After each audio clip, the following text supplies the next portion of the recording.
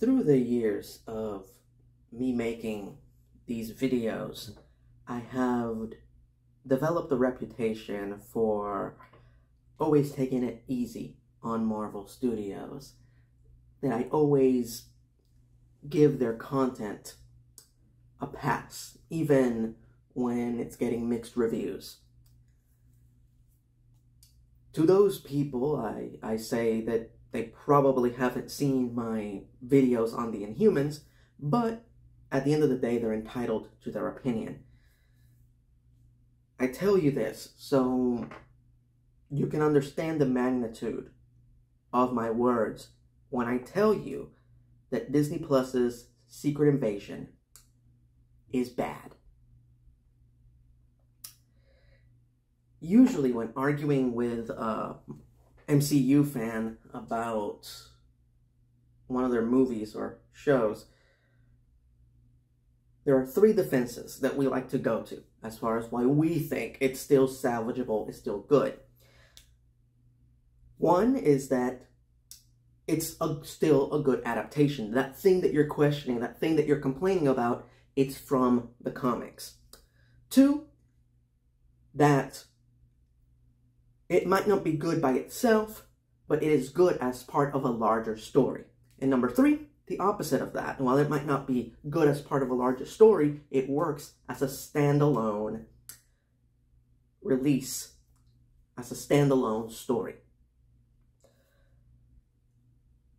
Secret Invasion cannot be defended by any of those 3 points. It fails in all three. So, if that's all you wanted to hear me say to confirm that this show is no good and so bad that even a devoted fan will admit that it doesn't work, there you go. I said it. If you want to stop watching the video here, I completely understand. Will not fault you for that. If you want to listen to me break it down, I will do so in a couple of minutes. However, I'm going to take a break from talking about the actual show to talk about the very real controversy associated with it. So I'm going to put a pin on the review, and I really need to address this. I usually, as you guys know,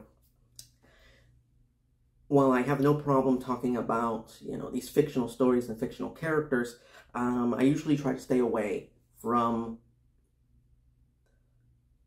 anything pertaining to real life, the actor's real life, the creator's real life, that sort of thing. However, this is a very serious topic that must be addressed and readdressed by everyone and talked about by everyone, because the world of entertainment, the creators and actors that we know and love that have given us every movie and every show that we've ever been enamored with are in jeopardy right now. And they've worked their asses off their entire life to give us, to entertain us, to give us the things that we love. The least that we can do is support them and continue to voice our concern for these issues. And so what is the controversy associated with Secret Invasion? That the opening title sequence for the show was created via the use of AI. Now, for those of you who don't know what that means, I'll spare you the technical details. It quite simply means that the sequence, the art for the sequence, was created via a computer program or algorithm without the necessity of an artist creating it. So they skipped the necessity of having to pay somebody who's a professional artist to come in and work to create the sequence. And they did this, and they released this show smack dab in the middle of this massive strike involving both the Writers Guild of America and the Screen Actors Guild. So both film and television writers and film and television actors are on strike right now because of low wages, because of not getting residuals for movies and TV shows that were created originally for streaming. They get no residuals for that. And because of the threat of being replaced by AI, both actors and the writers, and now the artists as well. Now, Marvel Studios, in conjunction with Disney, they're a very powerful production company. There have been multiple accounts of them changing something in a movie just weeks, sometimes days, before its release. And you're telling me that this strike is happening where these people are fighting to not be replaced by machines, and they know it's happening. All their projects are being delayed, and they didn't have the time to like go in and remove. At least I understand if they don't have the time to create a whole new, the time and the budget to create a whole new opening title sequence, but they didn't have the time to just go in and remove it, edit it out, and just play the credits over the beginning of the show.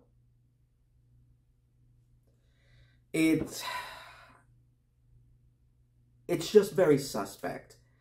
And it doesn't necessarily make me mad. It's really disappointing. I'm really disappointed in Marvel Studios. And I want to give them the benefit of the doubt, but it's very difficult to do so, especially after the first episode of Secret Invasion was released. And of course, everybody with working eyeballs can see that the opening sequence was created via AI. You can tell. And this episode goes by, and a lot of major shocking things happen in this episode, but nobody's talking about the episode's content. Everybody's focused on the fact that they used AI. So, of course, Marvel Studios issued a statement in response to this, because that's all everybody was talking about. And their statement claimed that the opening sequence to Secret Invasion was created via the use of AI on purpose, because the show is about false identities and false personalities and disguises, these aliens pretending to be human. So here we have a computer program pretending to be a real artist. Again, it's extremely difficult to give them the benefit of the doubt with such a bland, ridiculous statement such as that one in the middle of this situation that the people in the entertainment business are having.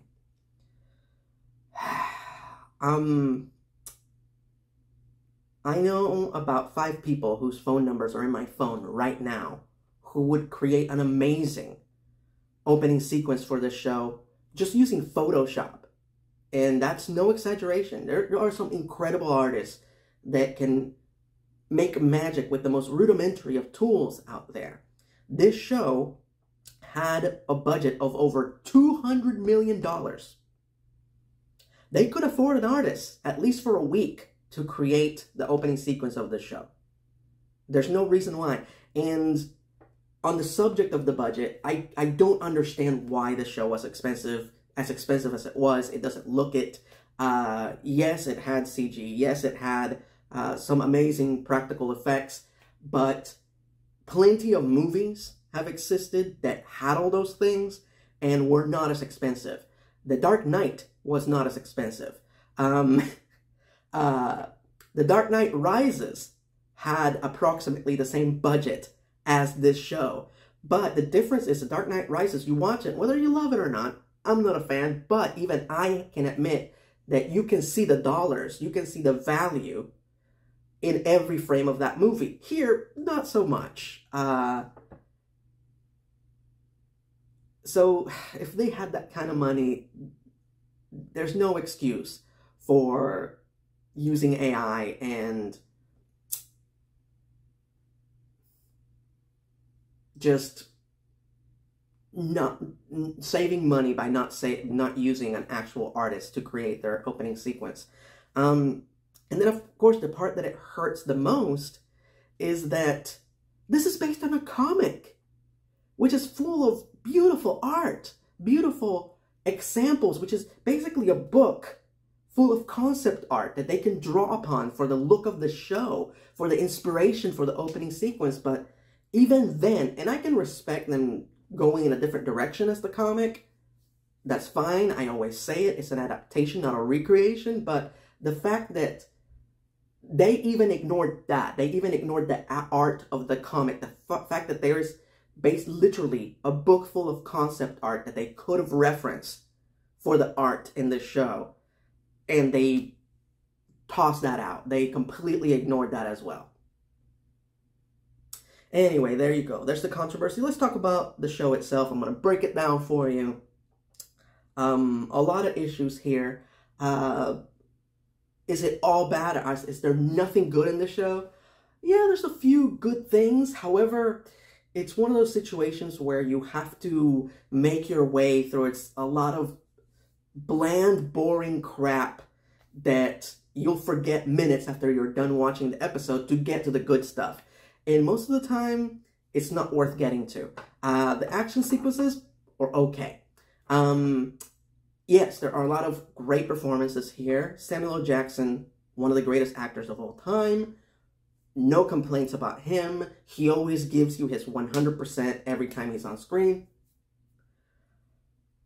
Don Cheadle was amazing in this show. I think he did some of his best acting work he's ever done in the Marvel movies. But the person that stole the show was Olivia Colman as Sonia Falsworth. I think the director of MI6, I apologize if I got that wrong. Fantastic. Just a badass secret agent with very terrifying torture skills. If you would have told me that super adorable and lovely Olivia Colman was going to be the scariest character in a show about shape-shifting monsters from outer space a month ago, I would have laughed in your face. But that's most definitely the case. The fact that she so calmly and eloquently and adorably says and does the most horrible stuff, it's ridiculously impressive. It's like she was born to play this part. And I'll go ahead and tell you that not only is she the brightest spot in this very dim show, but she is the one element from this show that I would love to see again. I would love to see Sonya again somewhere down the line. Now let's talk about the bad stuff. And there's a lot, and I'm sorry, there's a lot of ranting, but this is called an E-Rant, so there you go. You were warned by the title. Here we go. This show is dull. It's just ridiculously dull. With a show with such a exciting premise about aliens and espionage, there's just a lot of dead moments. It's just one dead moment after the other. It's just duller than dishwater. There's no reason why this needed to be a 6-part series. They could have achieved everything that happens in this show in 90 minutes. It could have been a movie. There's just so much dead space. There's literally a scene where Fury and his secret wife sit down and read a poem together. And I'm sure the poem has a deeper meaning, and it works as a great reference to the events that are transpiring in the show. I'm sure it does. However, I don't give a shit to look it up. Okay? I didn't care for that scene. That scene as a whole didn't really add much to the show in general, especially when so much bigger things are happening than Fury's marriage and reading a poem. There's a right way of pop art referencing higher art or classical art, and do it right. And I'm going to give you an example right now. Guardians of the Galaxy Volume 3. Recent movie, saw it. Fantastic, can't recommend it enough. Warning, there'll be minor spoilers in this example as we move forward. So if you haven't seen the movie, I won't be insulted if you skipped over the next 2 minutes of this video. Anyway, the scene when Adam Warlock flies into space to save Star-Lord, and they strike the pose like Michelangelo's famous fresco from the Sistine Chapel. Very famous work of art.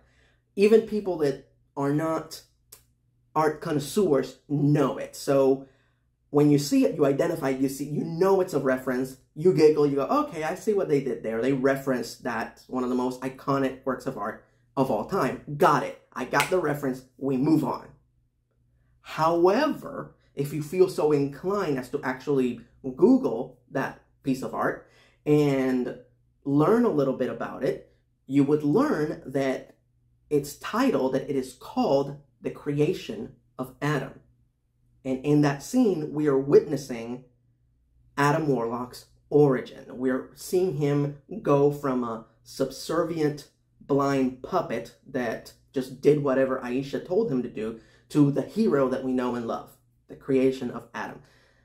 See, when I looked it up, when you look it up, excuse me, because I knew what it was, when you look it up, you find out the deeper meaning and it adds to the scene. But even without that knowledge, you still get that it's a reference. You 100% know what it is. So that's the difference between those two references. Anyway, oh my God. So we already talked about the controversy. Let's talk about the nerdtroversy, the unimportant, the meaningless fanboy gripe associated with the show. Shortly, so the show reveals that Rhodey was a Skrull. And a lot of people arguing about the timeline. I was like, when did he become a Skrull?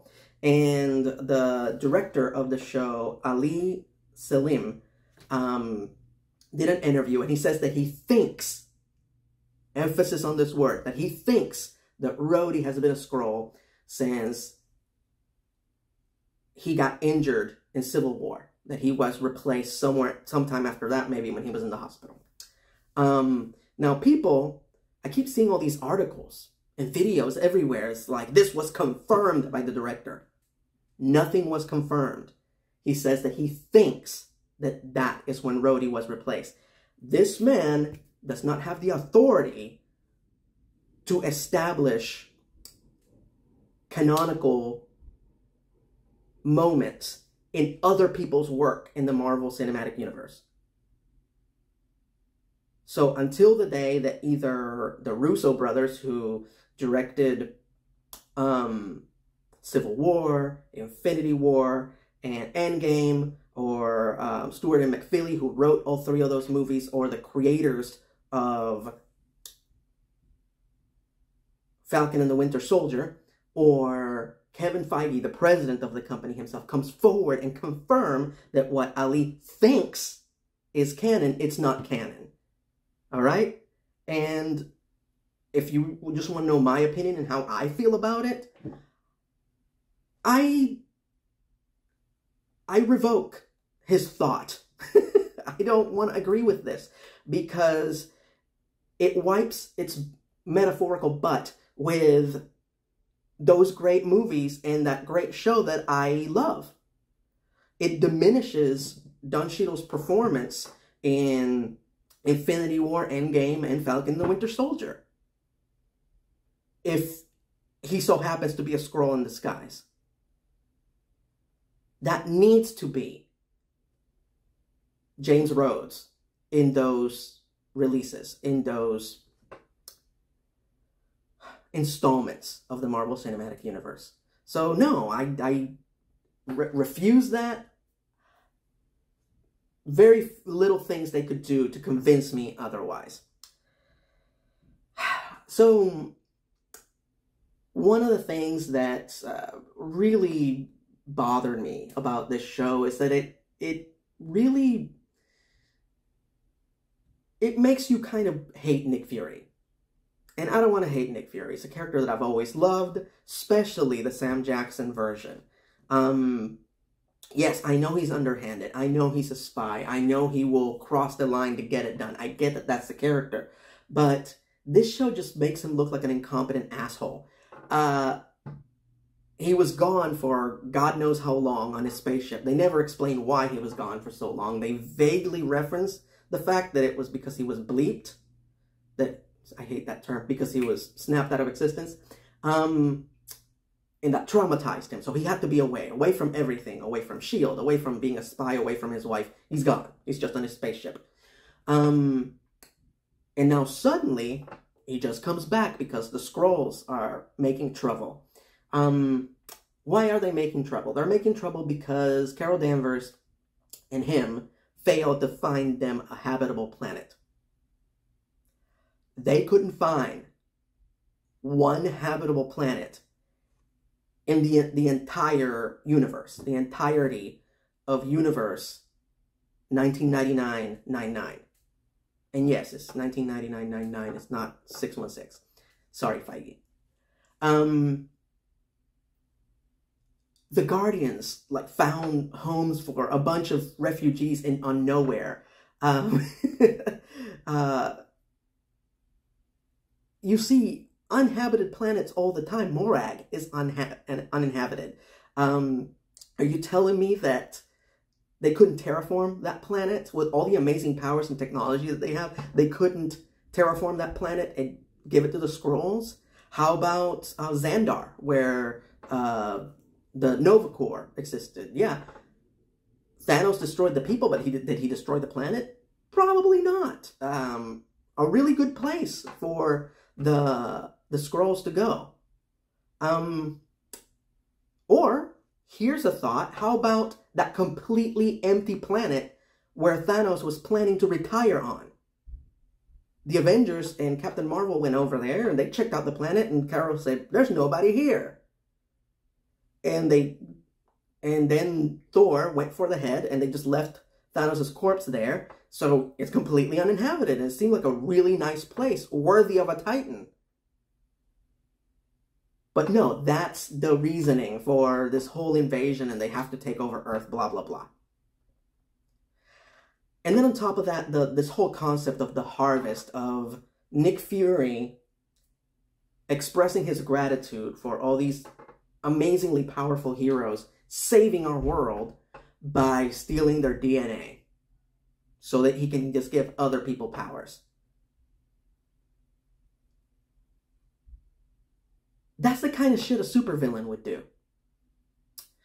Which of course leads to the ending, and I'll get to that in a moment, but the show keeps asking the same question over and over again, and every time it asked it, I would wait for a good response, and the show never gave it. And the question is this: there's a million Skrulls on Earth. They're pissed. They're ready to invade.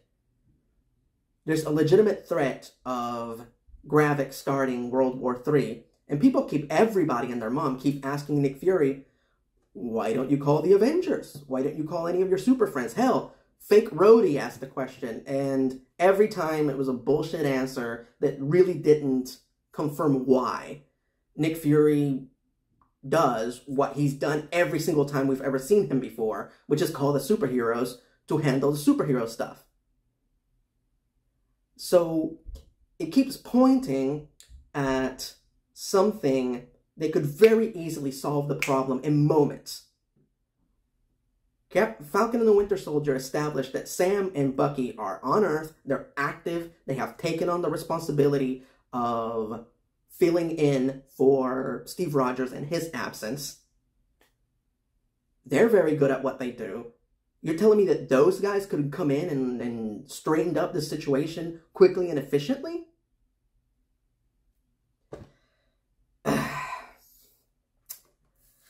So, man, and I don't mean to disrespect the actor who played Gravik. He's very good. It just, his character felt out of place. It felt like they took a Mission Impossible villain and shoved him into the show.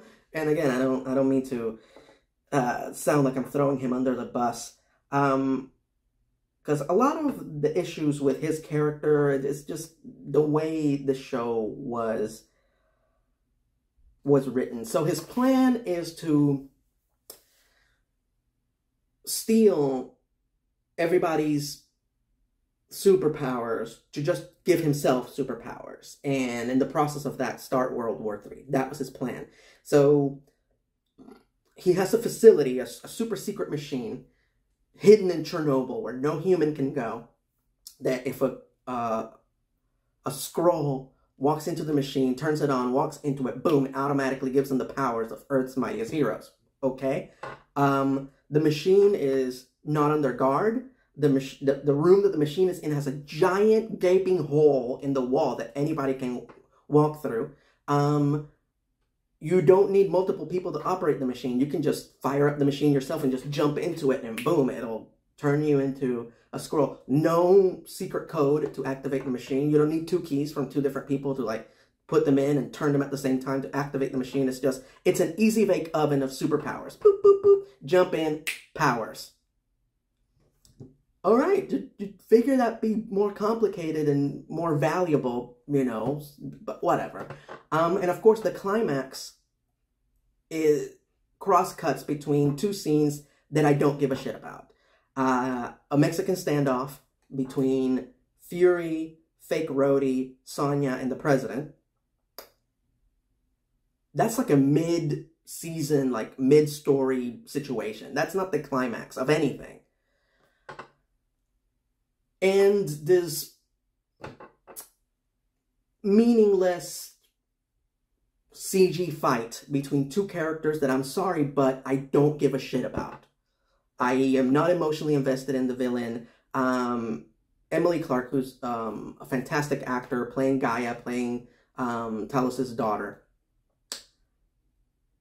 She becomes the most powerful being in the freaking MCU, and she fights Gravik and defeats him.